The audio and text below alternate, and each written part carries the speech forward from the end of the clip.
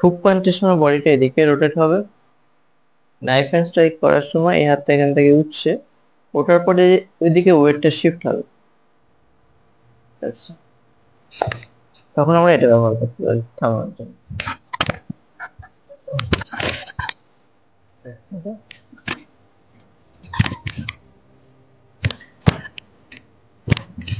এই সঙ্গে সঙ্গে এই সঙ্গে সঙ্গে ওয়েটটা শিফট করে যদি আমরা নিজেদেরকে মানে ব্যালেন্সটা বজায় রাখতে পারি। যদি আমি সোজা দাঁড়িয়ে থাকি কি হবে, আচমকা যদি আমার টানে, আমি সোজা দাঁড়িয়ে থাকার তখনও চেষ্টা করি, তাহলে আমি এমন পড়ে যাবো, তাই না?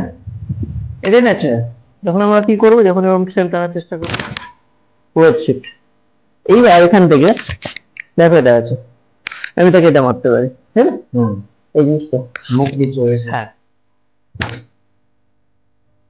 তখন আমরা এটা করবো। ধরো আমি এই মারলাম, এই তাহলে কিন্তু একটুখানি মুখটা কি হবে, ঠাপ করে যদি খায়, মুখটা একটু ওদিকে যাবে, তখনই ফলোড বাই হ্যামার। ঠিক আছে, তারপরে আমরা এলবো মারতে পারি, এলবো এলবো মারতে পারি। ও ঢুকেছে, আমি এটা মেরেছি, তারপরে ও সরেনি, এবার ও সরবেই। হ্যামার এটাও, এটা গেদান হ্যামার। এরপরে দেখো হাতটা উঠাতে গেলে আটকে যাচ্ছে, তো এখানে এমপিটা ভালো হতো, যদি আমি এমপি মারতাম, করাই যায় কাতার প্যাটার্ন চেঞ্জ, বাট আমি যেহেতু হ্যামার আছে